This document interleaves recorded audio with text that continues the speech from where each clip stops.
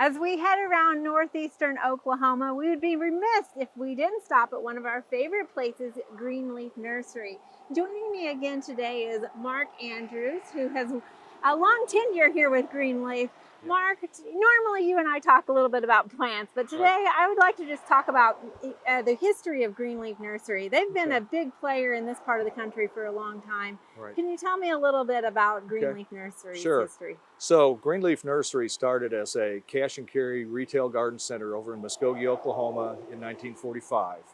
Harold and Rebecca Nickel started the facility over there and sold plants there. The original facility, the buildings are still over there.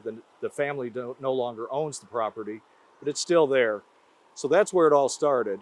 And then in the 50s, John Nickel, their oldest son, started working with the company, and they quickly realized that two families couldn't be supported by that small retail facility. So they decided to start growing their own plants. And so they started looking for another facility to start growing plants.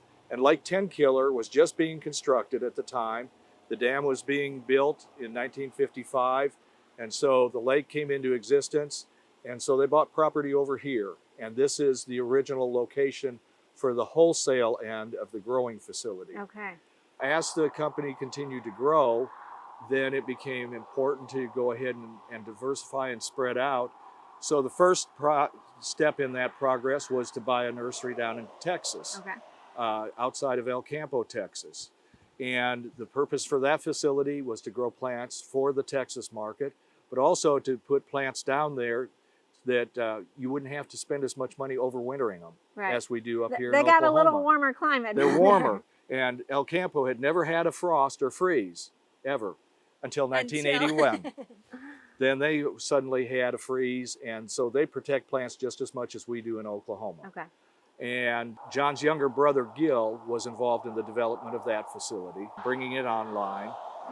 So then in the mid-1990s, we purchased land and started a facility in Tarboro, North Carolina. And so its focus is to produce plants for the Northeast. Okay. And essentially the reason for the locations is now we ship plants basically to all states east of the Rocky Mountains.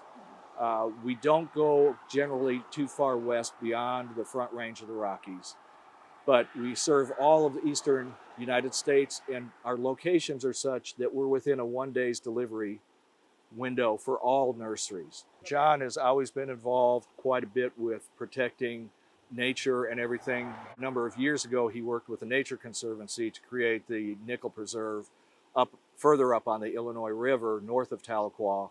And over there, he has worked with them to reestablish a native population of elk that used to exist in northeast Oklahoma, got exterminated, and now they've been reintroduced back into the state. All right. Well, it's so exciting to have this amazing place right here in our backyard in Oklahoma. And Mark, thank you. It's always a pleasure to talk with you again. Thank you. Appreciate it.